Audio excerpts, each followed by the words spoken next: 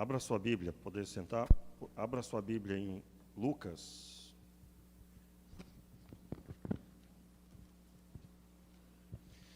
Lucas, no capítulo 20.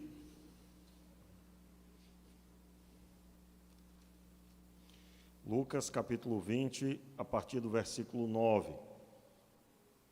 Hoje nós estaremos ministrando a última parábola da série das parábolas de Jesus no texto de Lucas.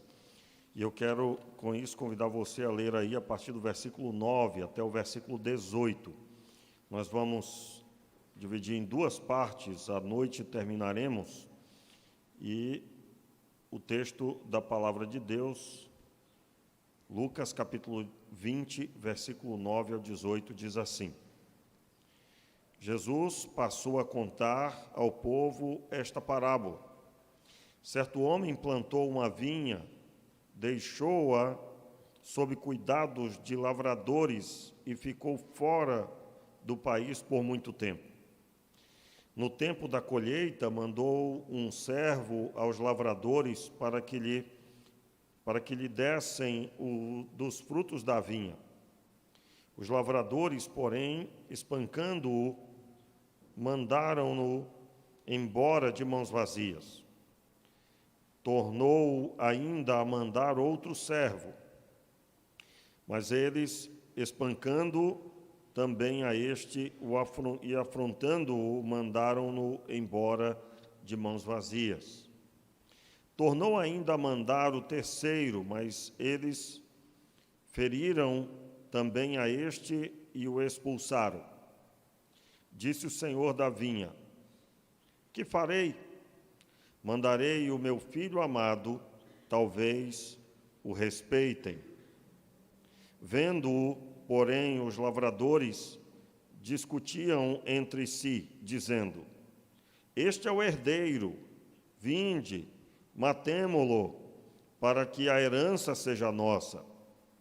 Lançando-o fora da vinha, o mataram. Vamos repetir aí o verso 15. Lançando-o fora da vinha, o mataram. Que lhes fará, pois, o senhor da vinha?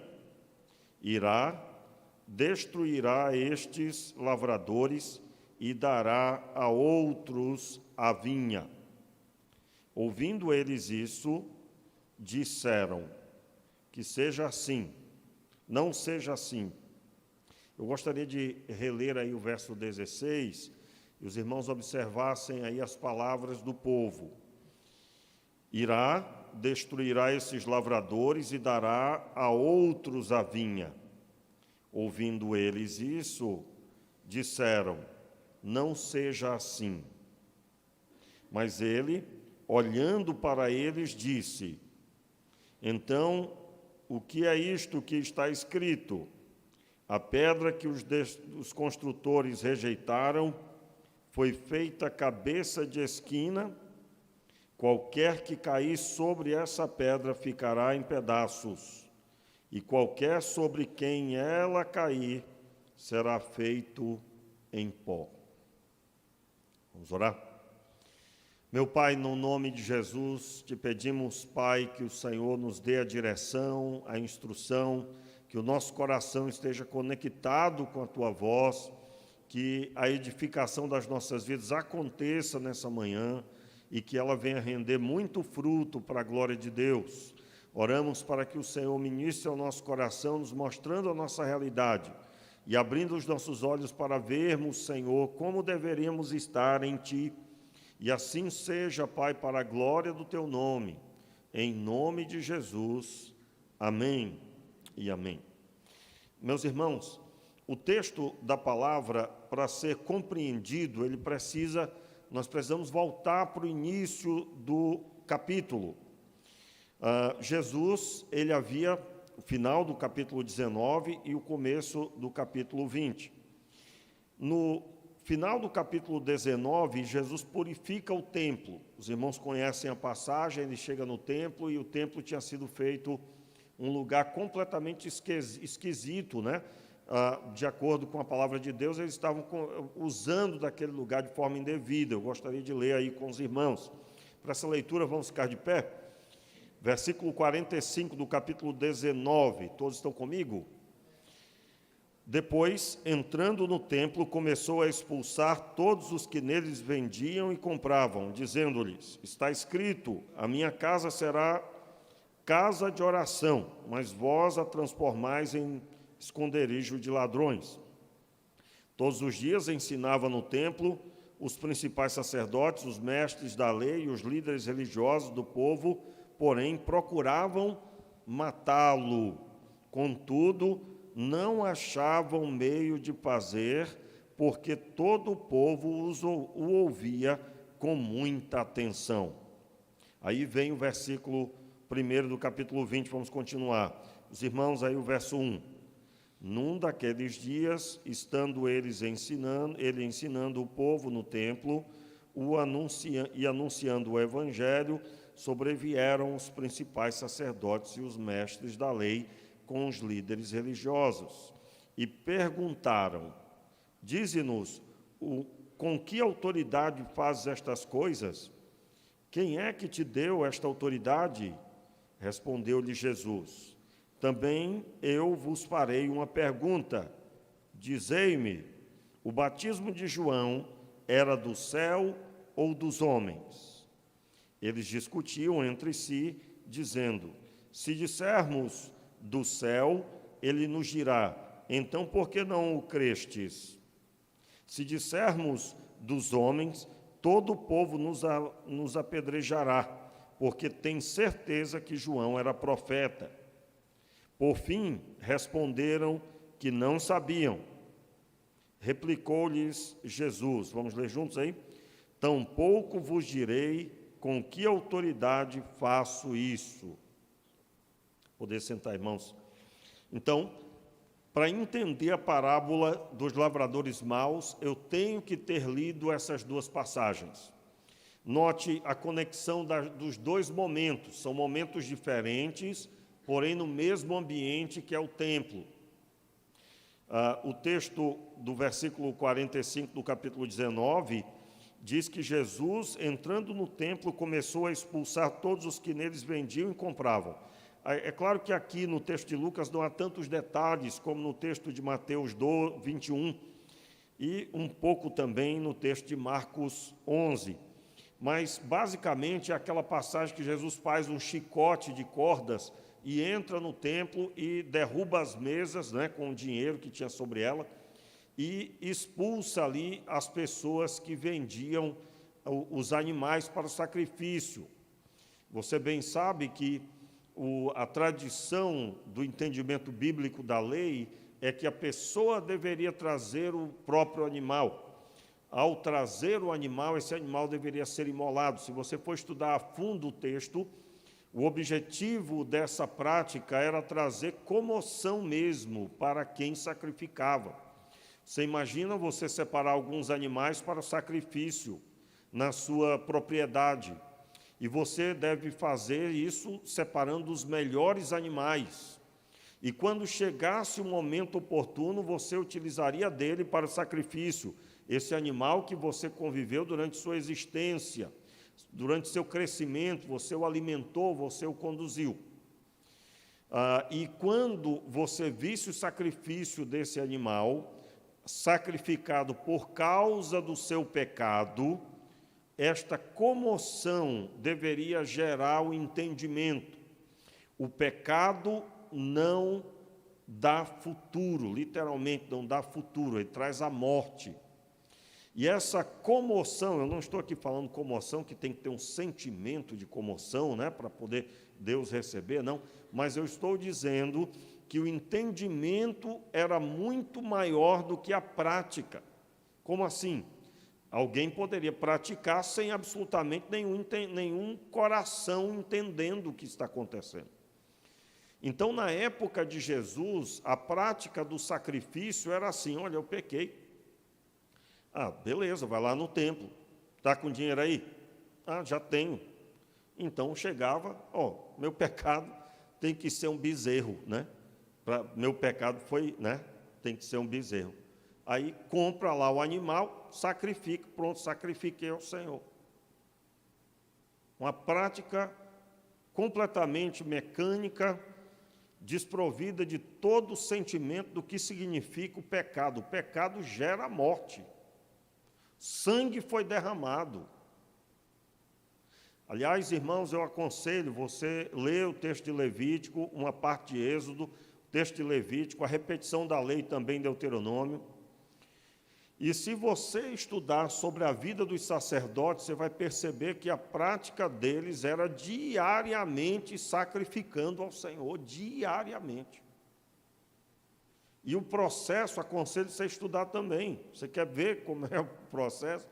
Você lê lá o texto de Gênesis e vê quando Abraão corta aqueles animais e oferece ao Senhor. Ele fica lá cuidando daqueles animais mortos para que as aves de rapina não viessem. E é claro, ali é uma coisa fora da lei, mas com o princípio da lei, que era o sacrifício, a aliança feita por meio sangue. Não é? Uma aliança, para ser feita, tinha que ser derramado sangue. E quando aquilo é feito, veja o trabalhão que deu. E o sacerdote fazia tudo aquilo, a Bíblia não registra com tantos detalhes, apenas as orientações de sacrifício. Mas se você estudar sobre isso, você vai ver que não é uma coisa simples. Não é.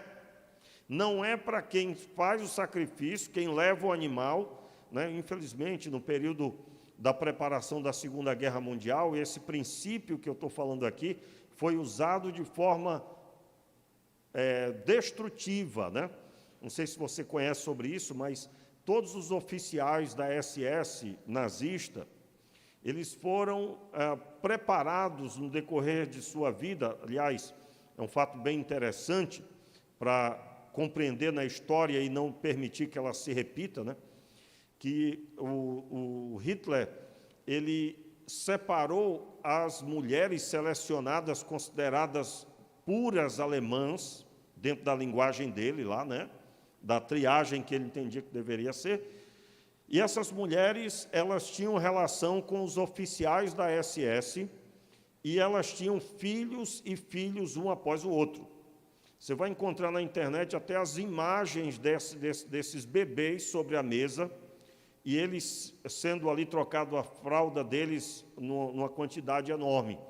Eles nasciam, eram entregues para o Estado, e eles não tinham contato de afeição com a mãe e eram criados pelo Estado. E eles foram os futuros oficiais que atuaram na Segunda Guerra. Quando você assiste filmes, por exemplo, que mostra a respeito disso, a frieza dos oficiais, claro que ninguém nunca vai entender, mas para compreender a frieza daqueles oficiais, você vai estudar a origem de como eles foram criados. Eles não tiveram a presença de pai e mãe, e a possibilidade de quebrar vínculos emocionais é quase 100%.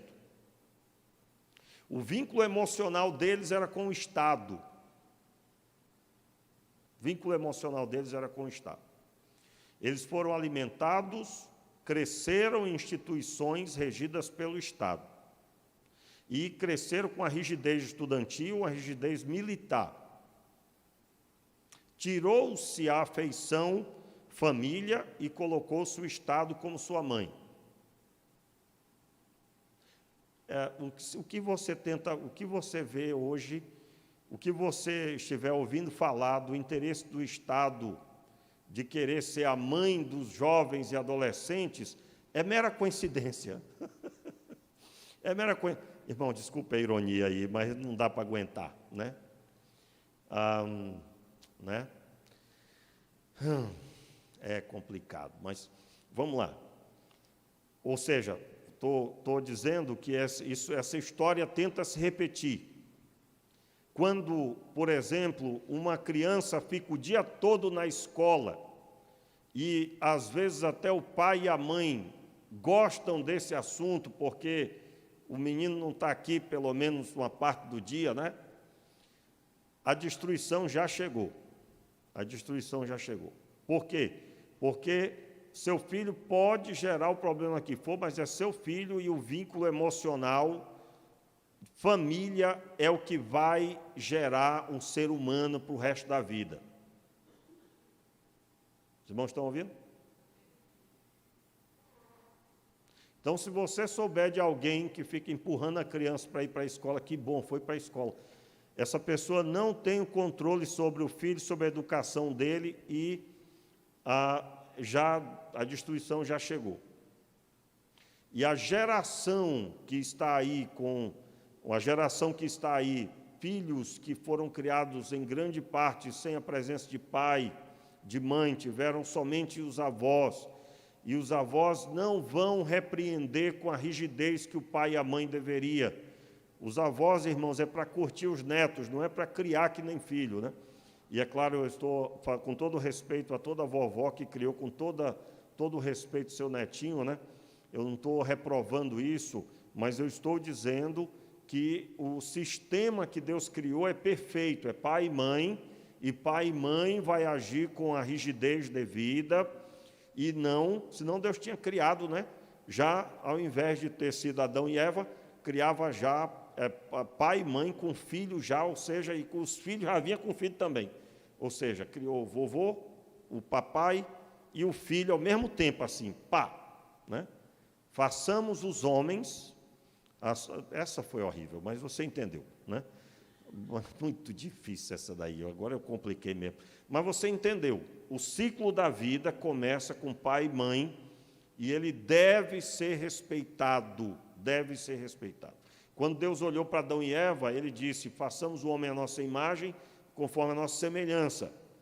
E mais à frente, o Senhor diz, quando une Adão e Eva, deixará o filho, seu pai e sua mãe, e unir-se-á a sua mulher. Deixará o homem, seu pai e sua mãe, e se unirá à sua mulher, né? Aliás, diga-se bem claramente, deixará o homem, seu pai e sua mãe. Você pode repetir comigo? Não precisa nem pregar mais, né? Deixará o homem, seu pai e sua mãe. Aí eu sempre dou um jeito de dar uma marteladinha nesse assunto. Isso significa o quê? Que para deixar pai e mãe se casar tem que ser... está fraco demais. Para deixar pai e mãe se unir com a mulher tem que ser homem. Por que é que o casamento pode estar em risco em muitos lugares? Porque é um ajuntamento de menino, do cabeção, da orelha grande e da barrigona. Desculpa aí, irmãos, da barrigona, você nunca vai compreender isso, só lá no norte, né? Só lá na região norte. Com todo respeito aí, irmãos, isso você não vai entender nunca isso. Você chega na casa de uma pessoa e tinha aquele menino da barrigona. O que era aquilo? É tanto chá e tanto mingau aguado que o menino ficou com aquela barriga. Eu não vou contar o resto porque fica feio, né? Fica muito feio. Aqueles meninos com uma barriga enorme, não é? Depois tinha que dar um remedinho para o bichinho. Pois é, hoje em dia, o que tem de menino querendo ocupar o lugar de homem sem ser homem, E aí o casamento está em risco. Então, observe esse princípio. Deixará o homem, seu pai e a sua mãe. E isso serve para as mulheres também, viu? Se a mulher não é mulher ainda, capaz de ser auxiliadora, não deve deixar pai e mãe.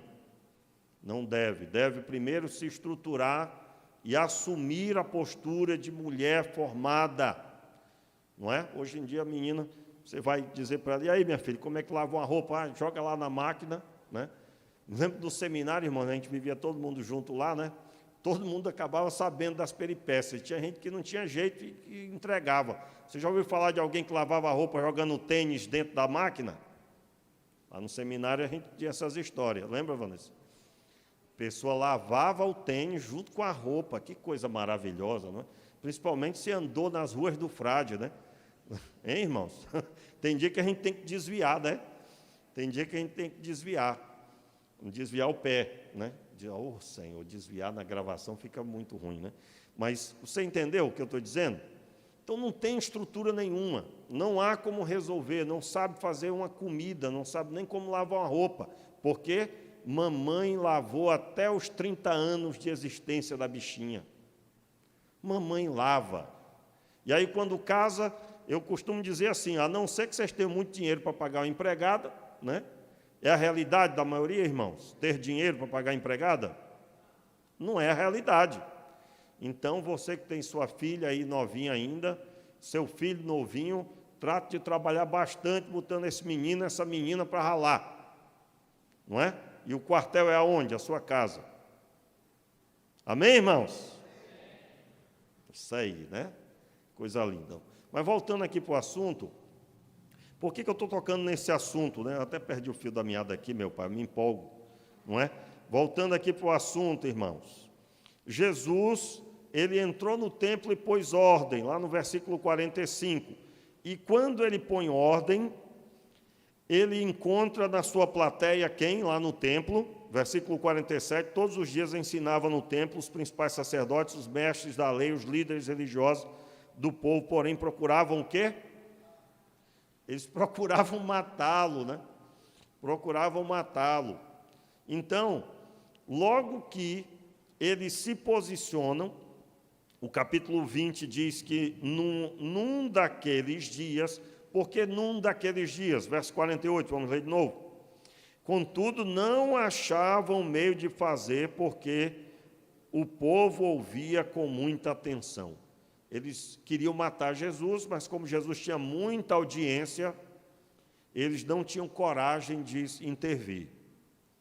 E aí, num daqueles dias, estando ele ensinando o povo no templo, anunciando o evangelho, sobrevieram os principais sacerdotes e os mestres da lei e os líderes religiosos e perguntaram: dize-nos com que autoridade faz estas coisas? Quem é que te deu essa autoridade? Respondeu Jesus. Aí Jesus não responde o que eles querem ouvir. O que eles queriam ouvir era que Deus tinha me dado essa autoridade, ou que ele dissesse, eu sou filho de Deus e tenho essa autoridade. Aí eles iriam acusá-lo de blasfemar contra Deus, e seria ele morto, porque ele teria dito isso no templo. No templo.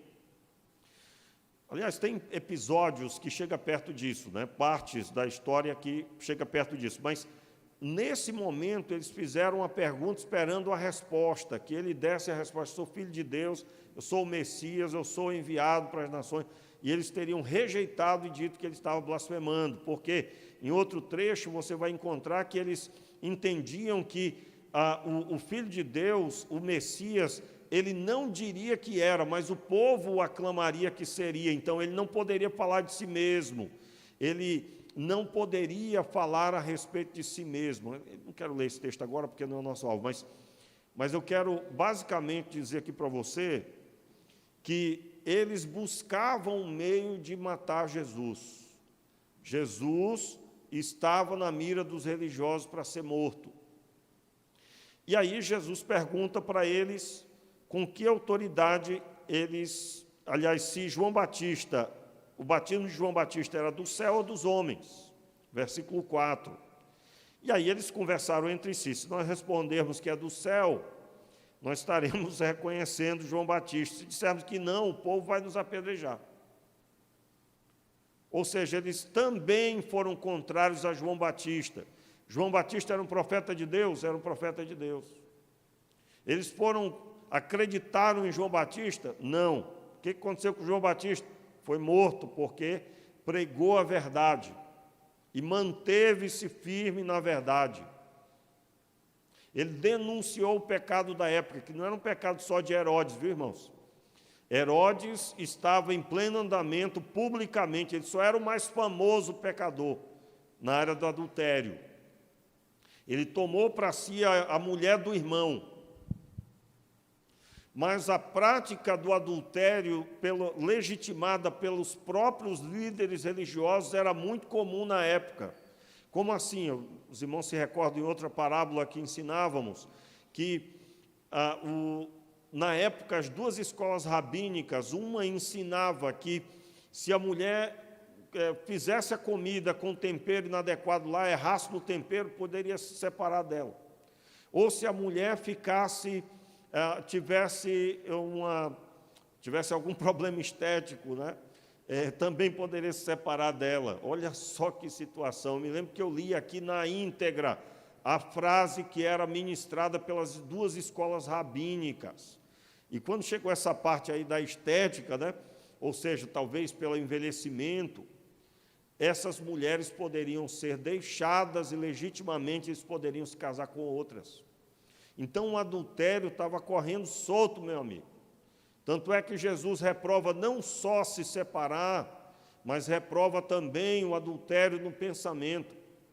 Se pensares de forma inadequada na sua mente, já cometeu adultério. Ou seja, se você já fez algo errado na sua mente ali e você cometeu então adultério. Por quê? Porque eles entendiam que somente a prática do adultério fisicamente é que era considerado adultério, o resto podia. Ou seja, o ambiente que Jesus pregou o Evangelho era um ambiente difícil. Por isso que nós precisamos estudar a Bíblia, irmãos. Porque a diferença daquele tempo para o nosso é que hoje só está mais escancarado. As pessoas andam mal vestidas a rodo na rua. Na época não seria comum, somente em lugares específicos onde havia as prostitutas, e ainda assim a roupa delas era no máximo uma peça transparente.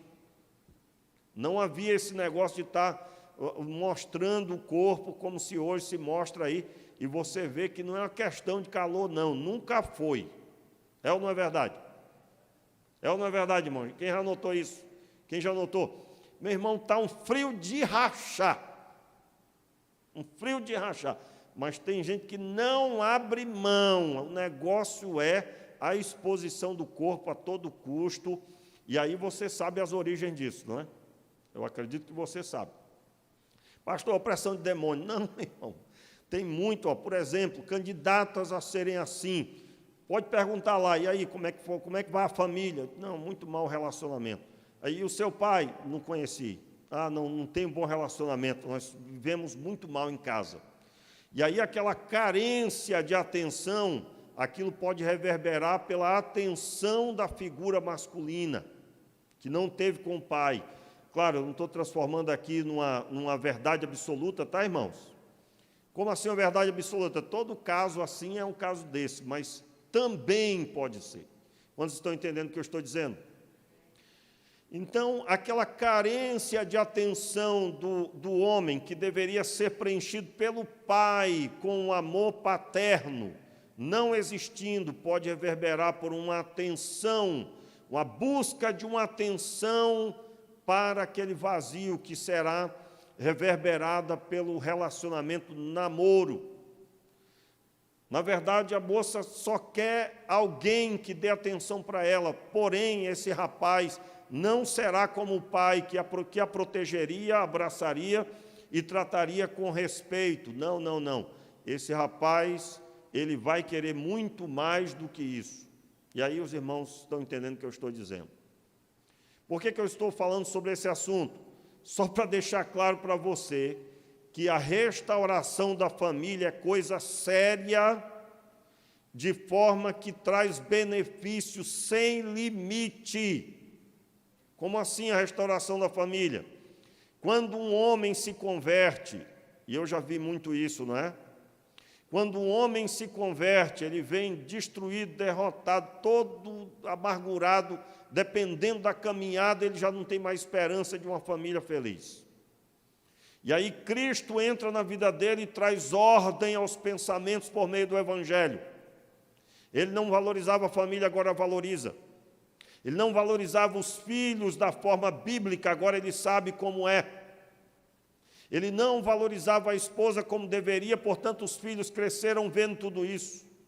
E agora, sob nova ótica, sobre nova e definitiva direção, a direção de Deus, ele vai dialogando com os filhos, vai dialogando com a esposa, vai restaurando o relacionamento e a presença de Deus entra na casa dele.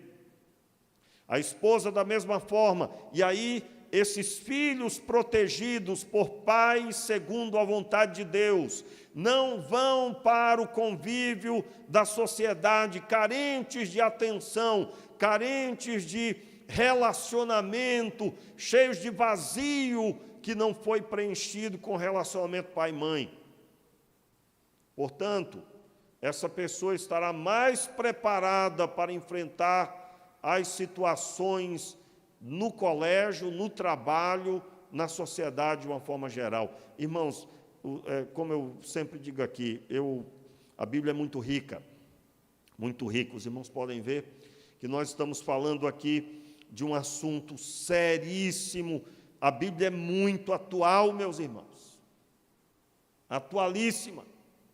Porque qual é o grande problema que nós temos hoje? Muitas pessoas olham para a nossa sociedade como ela está afrontando a Deus como nunca.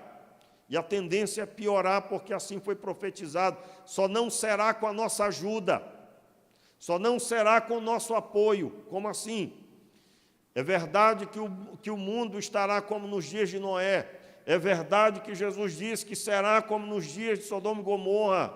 Os homens na terra serão num formato semelhante ao qual afrontavam a Deus de tal forma. O texto diz que os dois anjos entram na casa de Ló e batem a porta os homens daquela cidade. O texto diz que todos os homens eram homossexuais. E eles batem a porta e dizem: tirai para fora os homens que estão contigo, para que os conheçamos, para que tenhamos relação com eles. Meus irmãos, eu acredito que aqueles anjos eram de muito boa aparência. Então, o desrespeito extremo estava ali. A presença dos anjos não emitiu nenhum respeito por parte daqueles homens.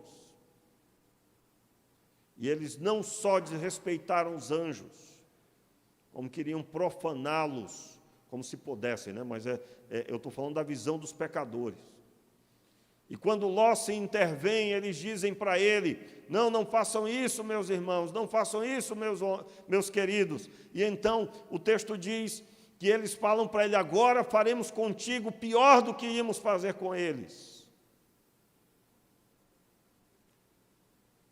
Nunca se viu, irmãos, parece que você, quando vai acompanhar esse assunto, se você acompanhar esse assunto na internet, você vai perceber que o ambiente parece que você, para ser aceito, você tem que concordar que todo mundo tem que ser homossexual, e é isso mesmo.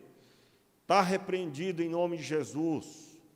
Não será com a nossa concordância, não será com o nosso apoio, não será. Diga amém aí, meu irmão. Como assim? Deus criou Adão e Eva, Deus instituiu a família bíblica é um homem e uma mulher constituindo uma família e tendo seus filhos e reproduzindo o sistema que o próprio Deus criou. Então, quando estudamos esses textos, nós percebemos que os problemas da época de Jesus são problemas também do nosso tempo, só que mais exposto, não é? Nós não temos uma cultura como na época, uma cultura onde se conduzia as pessoas para a Escritura, como era no meio judaico. Muito bem, mas entrando aí mais um pouco agora para entendimento do texto da parábola. O texto declara que eles então recuam dizendo que não sabem. E aí Jesus conta essa parábola. Finalmente, irmãos, vamos ler o começo da parábola aí. Versículo 9. Jesus passou a contar ao povo esta parábola. Veja, Jesus está contando essa parábola após esses dois episódios. Certo homem plantou uma vinha, deixou-o sob cuidados de lavradores e ficou fora do país por muito tempo. No tempo da colheita, mandou um servo aos lavradores para que lhes desse dos frutos da vinha. Os lavradores, porém, espancando-o, mandaram-no embora de mãos vazias. Só até aí por enquanto. Vamos entender um pouco sobre esse assunto aqui, que é o arrendamento, né? O que é o arrendamento? Você tem uma propriedade e você não pode produzir ou você não quer produzir nela, então tem uma pessoa que quer produzir e você faz um negócio com essa pessoa, ela vai produzir e vai te dar uma parte. Essa parte que ela vai te dar é o seu pagamento por você ser o proprietário da terra. O arrendamento está aí. Claro que você vai encontrar muitas formas de arrendamento, não vem em questão isso. Vem o fato de que quem arrendou não é dono da terra, não é dono, no caso aqui, de uma vinha. Na época, aliás, aonde Jesus se encontrava, naquela região, havia muito isso na região, porque eram terras de grande extensão ali onde eles se encontravam. Haviam propriedades enormes, que os proprietários não eram judeus, não eram pessoas que moravam na Judéia, ao redor da Galileia, por exemplo, e todo mundo conhecia essa prática. Pessoas se portavam como donos da terra, porque o dono, ele mora em outro país, porém ele é proprietário da terra, e ele só mandava alguém lá no período da colheita. Quem arrendava, tinha uma liberdade, como se você estivesse vendo o proprietário. Por quê? Porque o dono não comparecia. Ele somente de tempo em tempo mandava alguém para receber os frutos da terra. Aí eu quero fortalecer mais uma vez que Jesus, quando contava uma parábola, ele contava baseado no dia a dia das pessoas, ou naquilo que era de conhecimento geral de todos, como é o caso. O arrendamento era uma das coisas mais comuns na época de Jesus, principalmente em lugares, grandes extensões de terra ao redor, pelo menos em um dos lados do Mar da Galileia, que você sabe que é chamado de mar pela extensão, né? Mas é um grande açude, né? Com entrada e saída de água, mas é uma grande extensão. Eu quero, com isso, fortalecer que Jesus não estava contando aqui uma história sem sentido. Ele estava utilizando o conhecimento de todos. Todo mundo conhecia o que era arrendamento. O dono da terra, e aí é claro, né, talvez você conhece um pouco sobre plantação, um período de 1 ano, você pode ter 2 plantações, dependendo do que você planta, até 3. Isso acontece no Brasil até hoje, ainda que a agricultura progrediu muito em tecnologia. Mas, basicamente, se você for estudar isso, você vai descobrir que na época de Jesus, dependendo do que era plantado, havia pelo menos 3 colheitas. E aí, até interessante falar isso aqui, né? Nossa linguagem de dízimo é mensal, não é isso? Linguagem de dízimo. Porque todo mês se colhe. O que é a colheita? O que você recebe pelo seu trabalho. Não é? Nós não plantamos diretamente, não temos uma terra que plantamos, mas o fruto do nosso trabalho, semelhante a quem trabalha na terra, vem, no caso nosso, todo mês. Na época de Jesus e também no Antigo Testamento, é claro, o dízimo era dado 3 vezes ao ano. 3 vezes ao ano. E as ofertas, sempre que necessário, e também ofertas de primícias, 3 vezes ao ano. O que era a oferta de primícias?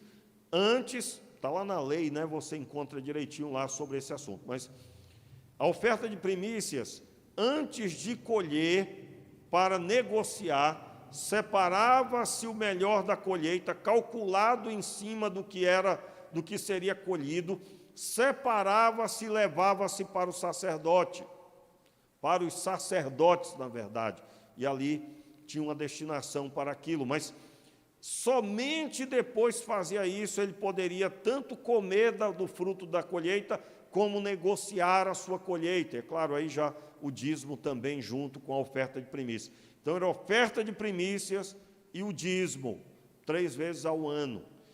Enfim, é um fato interessante, porque a nossa visão sobre dízimo é mensal, porque a nossa cultura é diferente.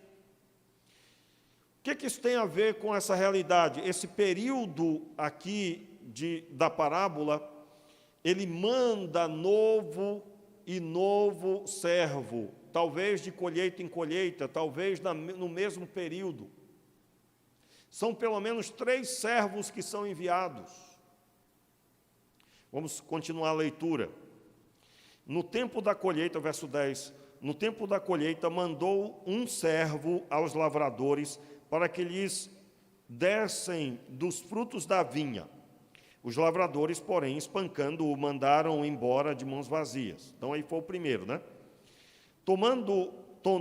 Tornou ainda a mandar outro servo, mas eles, espancando também a este, afrontando-o, mandaram-no embora de mãos vazias.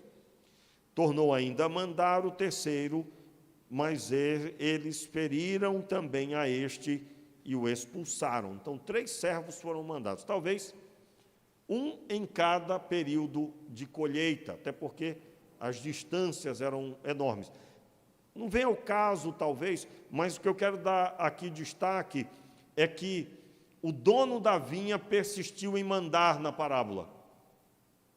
Persistiu em mandar. Eu, particularmente, interpreto aqui que é um a cada período de colheita.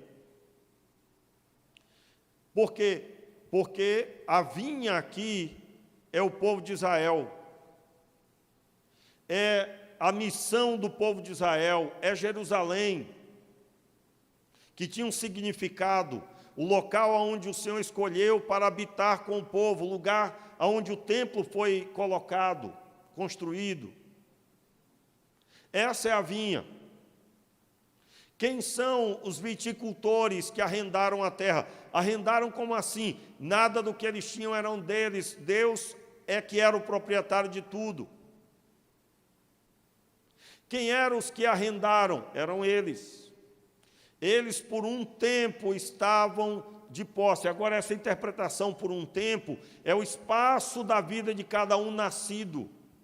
Prestem bem atenção, meus irmãos. Nós temos vigor até os 60, pelo menos é para ter. Nós temos vigor até os 60. Depois dos 60 vem um cansaço mais excessivo. No Brasil, já beira 88 anos a expectativa de vida e subindo, tá, irmãos? Eu não sei agora com as lutas, né? Mas você entendeu, né? Não sei agora com as situações que nós estamos vendo aí, mas a expectativa de vida é ótima, dado a ciência, dado a capacidade médica, dado a possibilidade da pessoa cuidar melhor da saúde e ter uma qualidade de vida melhor. Muito bem. Mas, mesmo assim, o período de vida de uma pessoa que ela alcança 100 anos, aquele é o período que ela recebe uma missão. O povo de Israel, aqueles que estavam no momento que Jesus estava pregando, do seu nascimento até o seu último dia, é o período de existência que ele tem arrendado a terra. Como assim? Quando Deus entregou Jerusalém, quando Deus entregou a lei ao povo de Israel, ele ordenou que se fizesse corretamente, não profanassem o templo. Jesus tinha tirado no chicote as profanações, derrubado as mesas, quebrado ali aquele esquema de negociação. Aliás, irmãos, não é o assunto, né? Eu devia ter falado lá no começo, mas é muito assunto, né? Por que Jesus denunciou, né? Está escrito, versículo 46 do capítulo 19, está escrito: a minha casa será casa de oração, mas vós o transformais em esconderijo de ladrões. Por quê? Porque havia comissão paga pelo que era comercializado, pago para os fariseus, os saduceus, os líderes religiosos, o sumo sacerdote, os sacerdotes recebiam dinheiro, meu irmão. Então, se vendesse muitos animais ali, tinha dinheiro no bolso dos religiosos da época. Então, tudo isso era roubar. Não se poderia ter lucro nenhum com a prática da fé no templo. Até porque, de origem, aquilo que eu expliquei, correto era a pessoa criar os animais e ela levar aquele animal que fazia parte do seu rebanho. Quero lembrar que o povo de Israel, em sua maioria, ou era plantação ou era animais de rebanho, e às vezes os dois. Quando eles vão morar no Egito, qual é a observação feita? Olha, eles são pastores. E aí é cedido terras com pasto, porque característica do povo de Israel sempre foi rebanhos e plantação. Estava lá Gideão plantando, e quando ele vai colher, ele esconde o trigo por causa dos midianitas que vinham para tomar o que eles tinham colhido. Sempre foi plantação e animais. Então, nesse período aqui, estava tudo corrompido. Tudo corrompido. Ah, pastor, mas aqui dentro do templo a gente também vende Bíblias e livros. Meu irmão, todo o lucro do que é vendido aqui é dado a missões. É dado para missões. Diferente do contexto que eu falei, envolvia o sacrifício e a frieza para com o sacrifício, e levava-se dinheiro, girava dinheiro dentro do templo e enchia os bolsos dos seus líderes. O que eu quero denunciar aí é que quando você chega numa denominação que o pastor é o dono e que o dinheiro está sob seu poder e que não existe nenhuma liderança que acompanha e que vê e que analisa e que de alguma forma dá respaldo para a boa administração, é perigoso, bem complicado, né? Eu me lembro no tempo do seminário, eu fiquei escandalizado uma igreja, não era uma igreja batista, era uma igreja que só tinha ela e só existia aquela igreja. E aí, quando terminei de pregar, eu estava lá com o pastor, né, eu e a Vanessa, nós estávamos aqui na frente de uma cantina, aí a pessoa que recolheu os dízimos foi, entregou tudo na mão dele, aí ele ficou, parece meio sem graça, né? Sem graça. Aí disse assim, não, eu vou levar para casa porque amanhã tem que pagar algumas contas. Meu Deus, que situação. Eu fiquei com vergonha por ele, né? Mas ele não parecia estar com nenhuma vergonha, não. Então, tem de tudo, você encontra de tudo. Por isso que nós precisamos estudar a Bíblia. Irmãos, por que eu estou citando isso? Estou aproveitando aqui, não consigo ler o texto sem procurar me aprofundar ao máximo. E vejo o valor de estudar a Bíblia. Problemas que aconteceram lá atrás, que podem acontecer hoje, se você não abre do olho. Por isso que eu louvo a Deus, irmãos, pelo sistema que nós temos como batistas, que é da transparência, onde existe uma diretoria, não tem nada no nome do pastor. A chácara não está no nome do pastor, está no nome da igreja, irmão. Essa propriedade aqui está no nome da igreja, o CNPJ, no nome, tudo no nome da igreja. Não existe nada de posse de líder nenhum. De onde nós tiramos isso? De fatos como esse, para não cometer erros como foi cometido aqui. Portanto, se você não gosta de conhecer sobre esses assuntos, mude a sua visão, porque isso é muito sério. Então, eu quero, com isso, retornando aí para a parábola, Jesus está contando uma parábola dizendo, sabe o que, irmãos? Ei! Ele fala com o povo. Ele está dizendo ao povo, observem o que vocês estão fazendo da vinha. Observem o que vocês estão fazendo da vida de vocês, se vocês são duros de coração e não se submetem ao dono da vinha. Irmãos, vinha é um dos nomes endereçados para o povo de Israel, para tudo que envolve o povo de Israel. Qual é o projeto de Deus? Que o povo de Israel seja uma vinha que produz vinho, que produz fruto, e o vinho significa alegria, satisfação. O que Deus queria fazer por meio de Israel é que Israel fosse uma bênção para as nações. Quem é que estava sob o poder dessa vinha? Os líderes religiosos. Os líderes. Por isso, irmãos, nós temos que tomar muito cuidado. Por exemplo, Nós, hoje, na liderança da igreja, nós não podemos ter uma igreja para os membros. Você sabia disso? Uma igreja para os membros.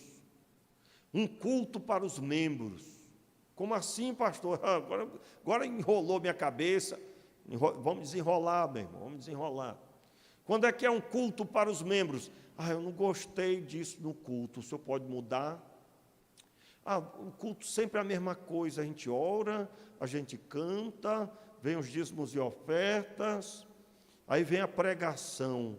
Não tem como dar uma mudada, não. Eu digo, bem, só se mudar o nome, botar aqui o Silvio Santos aqui na frente, né? Aí bota o Silvio Santos e vai fazer isso. Nós não vamos fazer isso, né, irmãos? Está repreendido. Mas quando a vida do crente está fria, quando o crente não tem mais prazer na oração, na leitura da palavra, ele não tem um sós com Deus, ele não tem o joelhinho dele marcado de se ajoelhar. Aliás, estava bom da gente fazer um dia aí, mostra o joelho aí, irmão. Né? A gente, pastor, tem um problema no meu joelho. Tá bom, tá ótimo. Mas o restante que não tem problema no joelho, vive como se tivesse, né? Porque se não tem a prática de se ajoelhar, tá bom de mudar isso. Não é possível que você não tenha uma carninha grossa aí nesse seu joelho. Não, pastor, não tem porque eu ponho uma almofada, né? Pode até ter esse cabra que faz isso, não é? Se for homem, está meio esquisito esse negócio, mas tudo bem, vamos lá. O homem tem que botar o joelho mesmo, está doendo, é isso mesmo, põe um milho logo, para criar uma carne grossa nesse negócio. Que é isso, pastor? Brincadeira, irmãos, vocês estão entendendo o que eu estou dizendo. Como assim? Nós estamos dizendo que existe uma conduta, essa conduta não pode ser negada. O que Jesus está denunciando nessa parábola? Os viticultores, os líderes religiosos, eles se apossaram da vinha para fazer do jeito que eles querem. O culto, irmãos, tem que ser para Deus. Não pode ser para nos agradar. Normalmente, se você está com seu coração aquecido pela presença de Deus, você nem notou quem é que está cantando, porque você está adorando a Deus na hora do cântico. Você nem notou quem é que foi e aconteceu, quem se levantou, quem desceu, quem saiu, quem foi beber água. Você não notou, porque você está ligado, é que você tem que estar pensando em Deus e ligado com Deus. Pessoas que estão mortas espiritualmente, estão cansadas, não aguentam mais, elas acham que procurando uma outra igreja vai ser melhor. E aí, meu irmão, tem mesmo, viu? Tem igreja prometendo que você não precisa fazer nada. Você só precisa vir. Só precisa dar o seu dinheiro, você só precisa fazer aqui uma meia dúzia de coisas e o resto já está garantido. Mentira, mentira. Você vai ter que todo dia negar-se a si mesmo, isso sim. Você vai ter que todo dia se alimentar da palavra, senão você fica fraco. Você vai ter que todo dia se relacionar em oração com Deus, porque, afinal de contas, relacionamento é importantíssimo, tanto na família como com Deus, principalmente. Aliás, a base é o relacionamento com Deus. Se a pessoa estiver fora, se ela tem relacionamento com Deus de verdade, daqui a pouco a casa entra nos eixos. Então, se você está desse jeito, se você já não aguenta mais a rotina do culto, você está morto espiritualmente. O que gera você ter prazer no culto não é as atividades. Hoje teve uma música especial, hoje o culto foi maravilhoso, não é? E aí, às vezes, eu fico preocupado, porque às vezes eu conto aqui umas histórias engraçadas, né? E eu confesso a você que isso é de momento assim, tem dia que eu estou sério, tem dia que acaba vindo umas histórias. Aí, eu às vezes fico preocupado, porque se você perguntar para o adolescente, ele vai lembrar mais da história que eu contei, não é? Mas pasme você, os adultos também. E aí, irmão, como é que foi o culto? Rapaz, aquela foi forte, hein, pastor? Né? Aquela história que o senhor contou, meu Deus. E o resto, o senhor falou em que texto mesmo? O senhor não lembra mais. Irmãos, o grande problema é que às vezes a pessoa põe essa responsabilidade na liderança. Pai, pastor, vamos orar aí para aquecer mais aí, porque o pessoal está meio frio. Meu irmão, nós temos que estar aquecidos aqui na frente, sim. Mas isso é uma prática de todo crente. Todo crente. Se você negligencia isso, não coloca a responsabilidade em ninguém. Ninguém. A responsabilidade é sua. E quando nós nos sentimos responsáveis pela nossa vida espiritual, nós vamos nos arrepender muito mais rápido. Nós vamos nos lançar muito mais rápido do que ficar colocando desculpa.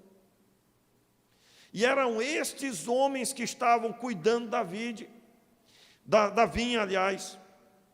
E aqui o texto bíblico segue, continuando aí, irmãos.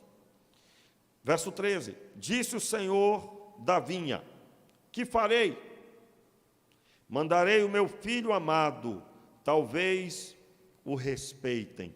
Veja, irmãos, Jesus está contando uma parábola. Ele está contando uma parábola dizendo: eu vou mandar o meu filho. Eu vou mandar o meu filho. E quando o texto diz assim, vou mandar o meu filho, você está lembrando de nada não? O que você está lembrando? Você está lembrando certamente do momento em que Deus envia Jesus para nos salvar, porque Deus amou o mundo de tal maneira que deu seu Filho unigênito. É ou não é? Porém, antes dele mandar Jesus, ele mandou quem? Muitos profetas. Quem são os 3 servos que foram rejeitados? Os profetas. Você vai encontrar na Escritura o texto que declara fortemente que eles foram enviados. Eles foram enviados no decorrer de milhares de anos, centenas de anos. O Senhor enviou os profetas. O profeta Zacarias foi morto no pátio do templo, pregando a palavra. Profetas foram rejeitados, maltratados, foram açoitados, lançados em cisternas, como é o caso do profeta Jeremias.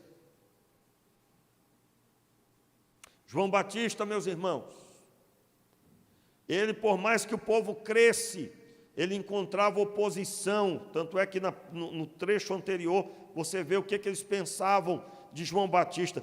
Jesus estava perguntando, o batismo de João era do céu ou dos homens? O versículo 5 declara, eles discutiam entre si, dizendo, se dissermos do céu, ele nos dirá, então por que não crestes?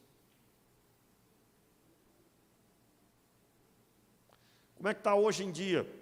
Hoje em dia não está muito diferente não, meu irmão. A pessoa, ela olha para o pregador que prega o que ela quer ouvir. O grande desafio hoje, e aí eu quero dar um alerta aqui para você. Se você pegar o seu celular aí ou o seu computador em casa, você vai encontrar todo tipo de pregação. Identifique a pregação que é historinha. Por exemplo, pregações que dizem, você vai vencer, porque você é filho de Deus, você é filho do rei, porque você já está com seu nome escrito no céu, não se preocupe. Você é um vencedor, você não é vencedor, você é mais do que vencedor. São frases de efeito ditas uma após a outra. Todo pregador já fez assim. Eu já preguei assim também, meus irmãos. Quando que eu acordei? Quando eu percebi que a pergunta precisava de explicação. Você é mais que vencedor. Vamos explicar. Você é mais que vencedor se você estiver em Cristo. E a maioria das pregações assim não explicam por que você é mais que vencedor. E explicando, você é mais que vencedor se você estiver em Cristo. E como é que é estar em Cristo? Veja que uma pergunta chama a outra, e a outra resposta. Estar em Cristo é estar como Jesus estava. Isso significa que você vai ter a prática do pecado fora da sua vida, você vai ter sua vida consagrada a Deus. Essa parte a pessoa nem sempre vai querer ouvir. E aí eu estou falando do ser humano entregue à carne. Quais são as obras da carne, irmãos? Prostituição, inimizade, porfia, emulações, dissensões, facções, heresias, bebedices, emulações.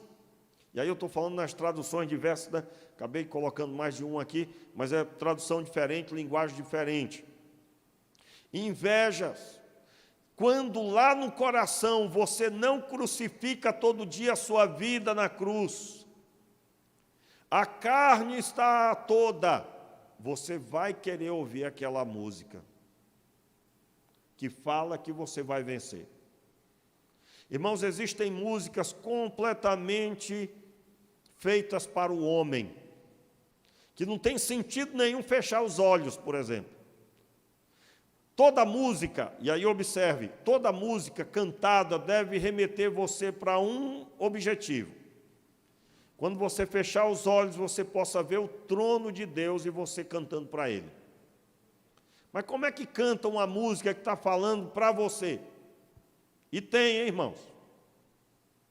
Como é que canta a música, né? Os que, até esqueci já porque eu não ouço, né? Mas aquela música Sabor de Mel que é a mais famosa. Uma música cheia de ódio, cheia de propósitos fora do esquadro. Como é que é? Os que não me ajudaram, quem te viu passando a prova. Irmãos, eu sabia, eu esqueci mesmo, porque eu não ouço essa música, né? Mas ajuda aí. O que te viu passar na prova e não te ajudou, vão ver você o quê? Quando vê você na bênção, vão se arrepender. Peraí, mas que negócio é esse? Irmão, se José levasse isso em consideração, hein? Imagina aí. Já pensou Jesus, depois da ressurreição, mandava um raio sobre os fariseus tudinho, né? Ah, antes de eu ressuscitar, vocês não me queriam, não. Ah, agora vocês vão se arrepender. Receba. Não é não? Ou seja, não tem nada a ver com a Bíblia essa música. Mas você vai encontrar gente que até chora cantando, ou já chorou. Se você já chorou, não vou perguntar para você, não vou fazer você passar assim. Não é? Mas por que chorou? Porque naquele momento você estava emocionalmente precisando de um abraço. Irmão, se for estudar a Bíblia, a música não é bíblica. Mas você vai contar a história, vai encontrar a história de quem chorou, se emocionou. Agora, por quê? Porque na hora da dor, aquela música tinha as palavras certas que combinaram com o que você queria ouvir. E aí, se você fosse para o joelho, o que você ia ouvir? Está chorando por quê? Mas como assim? Mas eu não te falei lá atrás? Irmãos, leia a vida de Abraão, ó. Comece a ler Abraão, do capítulo 12 até o final. Você vai encontrar a seguinte informação: Deus falava com Abraão, ele cumpria. E Deus só voltava a falar quando tinha uma nova coisa para manifestar. Aí ele cumpria. Com exceção dos vacilos, né? Deu umas vaciladas lá, 2 vezes vacilou com medo de morrer. Aí Deus, né? Mas eu estou falando sobre as promessas. Vou fazer de ti uma grande nação. Partiu, pois, Abrão. Para que ele cumprisse, ele tinha que fazer o quê? Cumprir, sair. Hoje em dia, Deus está aqui falando na Escritura, está claro que isso que ela está fazendo não tem futuro. A pessoa diz, será? Aí ela não parte, ela não toma atitude. Quem bate, a porta vai se abrir. Sobre oração, quando fala, mas a pessoa bate só uma vez. O texto diz, batei, batei. É uma força de expressão dizendo, persevere na oração. Aí a pessoa persevera um dia. Aí lá na frente, Senhor, o Senhor não me ouviu. Eu digo, rapaz, você não ouviu, é você, rapaz. E Deus, na sua graça, na sua misericórdia, não bate boca não, irmãos. Você não vai ver Deus batendo boca com Abraão, ele só chega e diz e sai. Agora é a sua parte, Abraão. Vá cumprir, filho. Então, o que é que nós precisamos entender? Deus falou conosco, façamos então. E não podemos fazer do nosso jeito. E eu estou dizendo isso, irmãos, porque cresce. O negócio está tão sério, já tem na internet até curso de como você ser arrebatado. Tem curso, gente recebendo dinheiro, como você receber dons espirituais, já tem curso sendo vendido. Como que isso é possível? É possível mediante um povo que não lê a Bíblia. Eu creio que você aqui está vacinado, você não está nessa daí, você está abençoado. Estou só falando de uma forma geral. Diga amém aí, eu recebo. Nem que seja pela fé, meu irmão. Diga pela fé aí, talvez. Ih, pastor, o negócio é sério. Vivo na internet, ouço todo tipo de pregação, tem umas que eu até choro. E talvez é essa que está aí amaciando o ego, né? Você está todo ferido, meu irmão.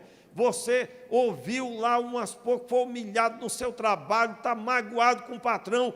Aí o que você vai querer? Vai querer a música Sabor de Mel, meu irmão. Você vai querer essa. E aí talvez está até orando, não, um dia eu vou dar emprego para aquela pessoa. E ela vai ver como é que meu Deus faz. Vai não, irmão, não vai dar emprego para você, não. Você não vai dar emprego para ele, não. Você está cheio de ódio, cheio de mágoa. Deus não está nesse negócio. Isso disfarça o coração magoado da pessoa. Disfarça.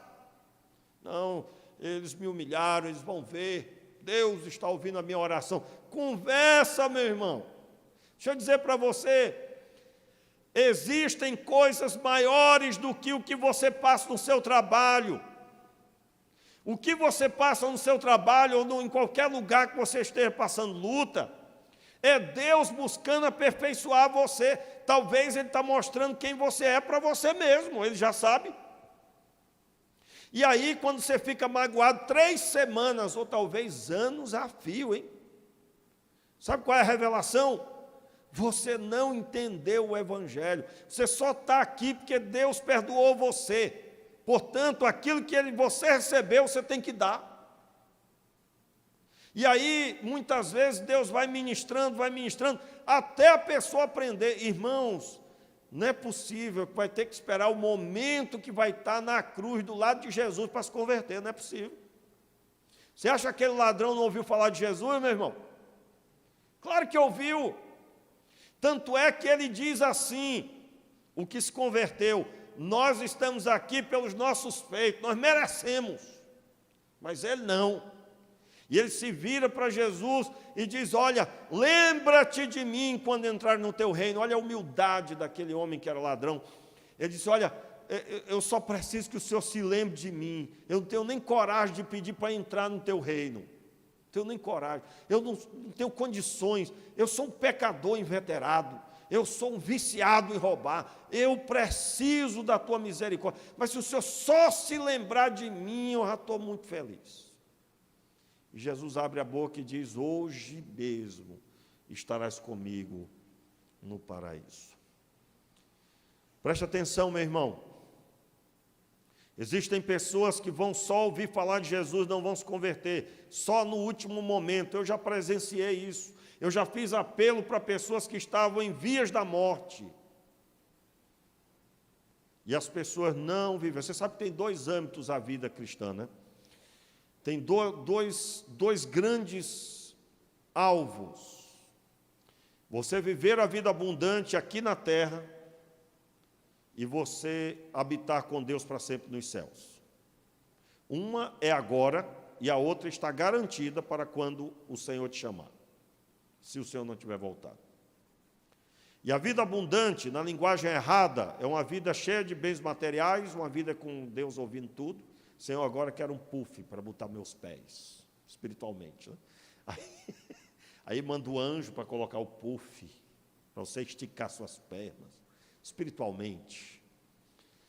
Ah, Senhor, eu estou meio incomodado com esse emprego, queria um emprego novo, esse emprego está muito atribulado. Sim, meu servo, essa é a vida abundante que alguns esperam. Tem nada a ver. Vida abundante, irmãos. A luta está grande, o aperto está difícil, mas não tem me faltado a presença de Deus. Deus tem mostrado sua graça para comigo. E não há nada melhor do que sua palavra e sua presença. Mas como assim sua presença? Meu irmão, se você já sentiu a presença de Deus, você sabe o que eu estou dizendo. Nada se assemelha. E às vezes ele não falou nada com você, mas só a presença dele já restabeleceu tudo. É ou não é? Quem aqui já passou por essa experiência? Só a presença dele. Mas o que ele te falou? Nada. Nada não. Mas como assim? Irmãos, a presença de Deus parece que tem 1000 palavras. A presença do Senhor. Então, o que é que nós estamos fazendo da nossa vida? Deus nos deu a responsabilidade, e agora aplicando rapidamente, Deus nos deu a responsabilidade de cuidar da vinha. O que é cuidar da vinha? Hoje, se eu for parafrasear com Israel, é a igreja local, é os trabalhos da igreja local. Irmãos, ontem nós tivemos um trabalho dos embaixadores, estive ali com os embaixadores e a liderança, irmão, o seminarista Alain e o Juan, o conselheiro, juntamente com o Felipe, com o Gabriel, liderando ali aqueles jovens. Foram quantas medalhas? 6, né? 7 medalhas. Quantas de ouro? 7 de ouro, era quantos? Era 8, né? E dos 8, foram 7 medalhas de ouro, 1 de bronze, e quantas de prata? 1 de prata. A ênfase é a medalha? Não. Não é a medalha. É o fato de estarmos lá com os garotos. Vermos as outras embaixadas. Tinha quantos ao todo lá? Alguém contou? Tinha uns 50, 100, ou 60, por aí, né? Nós não temos o número, mas deu para encher uma arquibancada, um dos vãos da arquibancada. Eu olhava para aquelas crianças, eu imaginava onde eles residiam. Eu imaginava o seu contexto de família. Tire um momento para você ver os jovens, vá à praça. Dê uma olhada. E eu imaginava ali aquelas crianças, aqueles adolescentes, pré-adolescentes. Meus irmãos, eu imaginava, se não tivesse esse trabalho, meu pai, onde é que essa garotada estava? Você vê, talvez, o empenho que há para o trabalho do coral das crianças, a sala dos juniores. E talvez você só olhe e você não move uma palha. Meu irmão, você poderia fazer tanto. Fala para mim, quando você quer uma coisa, você não consegue? Quando você estabelece um propósito, você não alcança na sua vida? Pois é, meu irmão, esse potencial todo que Deus te deu, Ele te deu para cuidar da vinha, produzir fruto, e quando o dono da vinha aparecer requerendo contas, você terá para entregar e mostrar para ele. Mas se seus braços estiverem cruzados, não haverá frutos.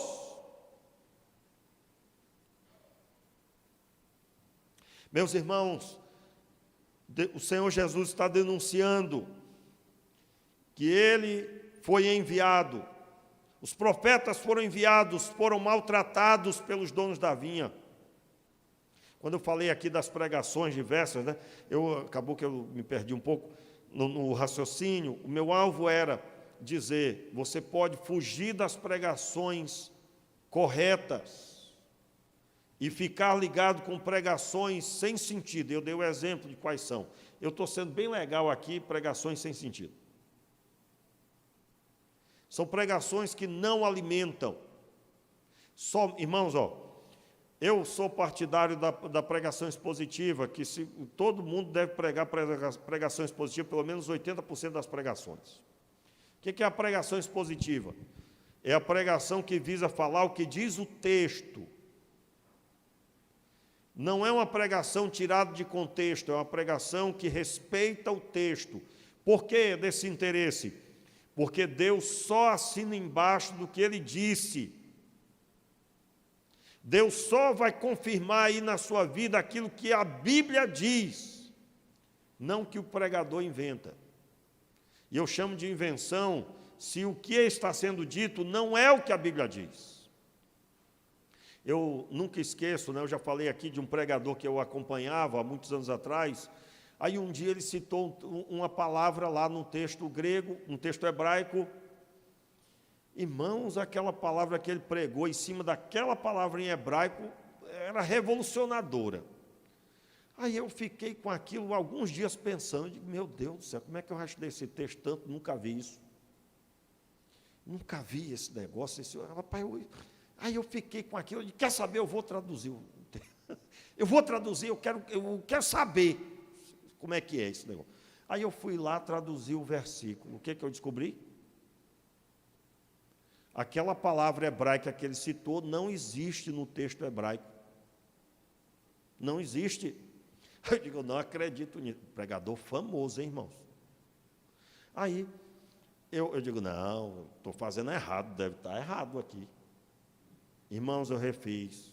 E eu dei um jeito, esforcei. Mas aquela palavra hebraica não existe no texto hebraico. Não existe.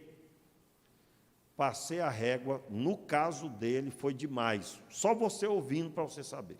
Aí eu digo, meu irmão, como é que o cabra faz um negócio desse? Eu já fui aqui na Expo Angra, alguns anos atrás, tinha um tal pregador que convidaram. Eu tive que ir porque eu disse para as ovelhas para ir, mas meu irmão, você não sabe como dentro eu estava sofrendo. Porque o cabra falou tanta coisa que não existe na Bíblia, que aí eu digo, não acredito. E eu digo, eu só posso estar doido, eu acho que eu estou louco. Porque eu olhava para o meu redor, era tanta gente dizendo aleluia e glória a Deus, e o povo feliz, irmãos. Recentemente, esse pregador assumiu que não crê mais em Jesus, e que as suas pregações do passado ele se referiu como sendo uma coisa que ele nem gosta de ver. E todo ressentido, mas não era de se esperar, né? Porque ele se apresentou como nome de judeu, não vou dizer o nome, para dar ibope. E o nome dele era outro nome brasileiro, que não tinha nada a ver com aquele nome que ele se apresentava. Já começou aí a mentira. E eu sabia disso. Aí eu digo, mas como assim? Irmãos, aonde que os pastores da nossa cidade tiveram na mente convidar? Se o nome do homem não é nome artístico, que negócio é esse? Aí eu digo, eu acho que eu sou louco, e o resto é todo mundo bom da cabeça, porque só eu estou vendo, não é possível um negócio desse. Veja, eu também não estou citando o nome, porque o meu foco não é pessoal, mas é alertar você que hoje em dia o Senhor entregou nas mãos de tantos, e eles estão conforme os fariseus, os saduceus da época, maltratando a vinha, cuidando da vinha de forma inadequada. Aliás, maltratando o dono da vinha, para ser mais preciso. Não se pode fazer da vinha o que se bem entende. Eu encerro, irmãos, dizendo,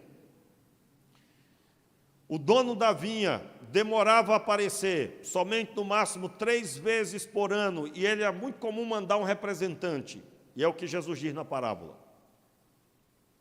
O nosso Deus nos deu a Escritura Sagrada. Esta Escritura que está na sua mão, um manual de como você deve fazer na sua vida.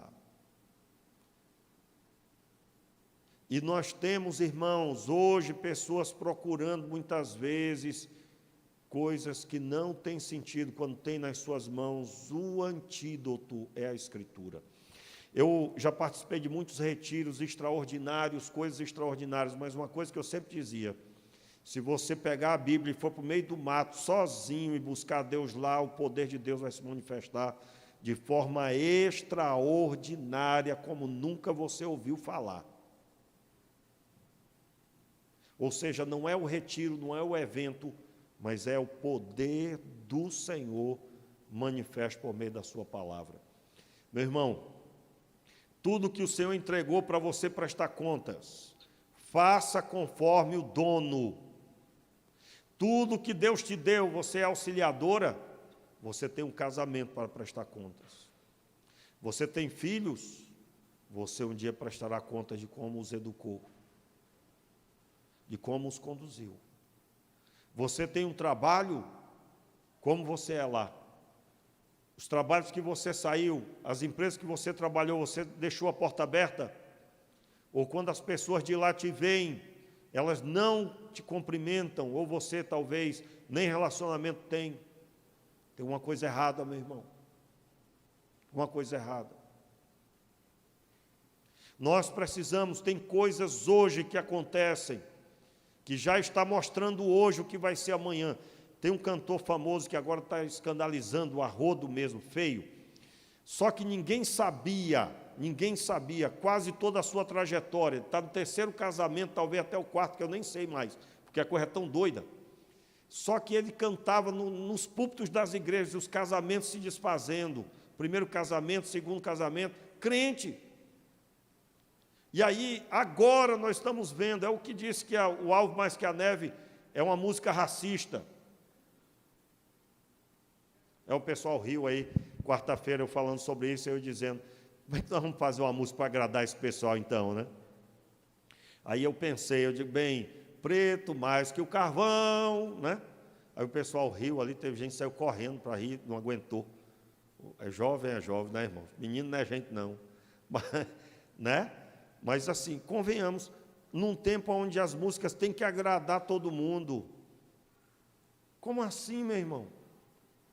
Onde é que está a interpretação, a linguagem, a força de expressão da palavra, algo mais que a neve, que explica, na verdade, que quando somos perdoados, nós somos limpos, limpos. Aí a pessoa endoidando e um monte de gente segue. Pasme você, eu não ouço mais as músicas, irmão, não ouço mais as músicas. Aí eu vou ver a trajetória dele, 3 casamentos na igreja, crente. Irmãos, ó, se uma pessoa chegar aqui, pastor, estou no meu 3º casamento, meu irmão, você está vindo para Cristo, meu irmão. Venha como está, o Senhor Deus é contigo. Mas se você encontrar alguém que viveu a vida toda na igreja e que está colecionando casamento, tem alguma coisa errada. Tem alguma coisa errada. E nunca ninguém enxergou, nem eu, porque a gente cantava. Quando eu digo nem eu, porque quando a gente denuncia, parece que a gente já viu isso sempre. Não. E aí eu estou pegando esse exemplo para dizer o quê? Se hoje você está ouvindo outros pregadores, eu não sou um pastor ciumento não, viu, irmão? Você pode ouvir. Aliás, eu até indico. Né? Até indico pregadores para ouvir. Não sou ciumento, rapaz, se eu fosse, estava lascado também. Mas, né? Pastor, estava ouvindo fulano. Claro, qual o problema? Mas se você estiver ouvindo palha, o que é a palha? Se fogo chegar perto, queima. Vai embora, fumaça.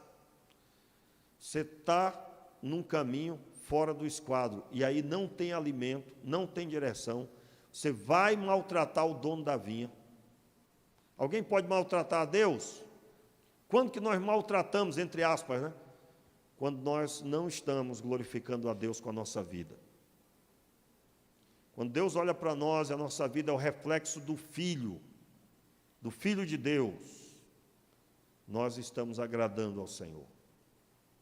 Nós estamos segundo a sua vontade. Vamos ficar de pé e vamos orar. À noite nós vamos encerrar ainda essa mensagem, agora no restante da parábola. Meu Pai, tenha misericórdia de nós.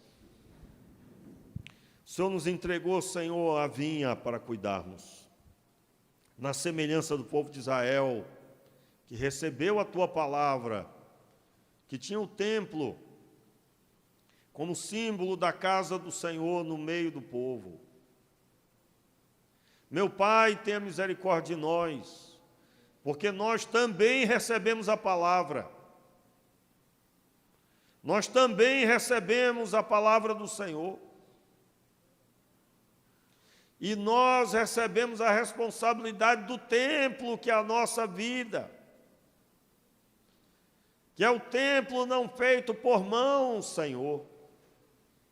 o templo do Espírito Santo, que é o nosso corpo. Nós nos arrependemos, Senhor, de desrespeitar o dono de tudo isso, Senhor, o Senhor. Perdoa o nosso pecado, Pai. Perdoa-nos, Senhor, a negligência. Perdoa-nos, Senhor, de obedecermos a nós mesmos. Perdoa o nosso pecado, Senhor. Nós oramos, Senhor, entregando nas Tuas mãos nessa manhã as nossas vidas. Levante as Tuas mãos, meu irmão. Faça uma oração de arrependimento, de compromisso. Peça a Deus que o Senhor te ajude na sua caminhada.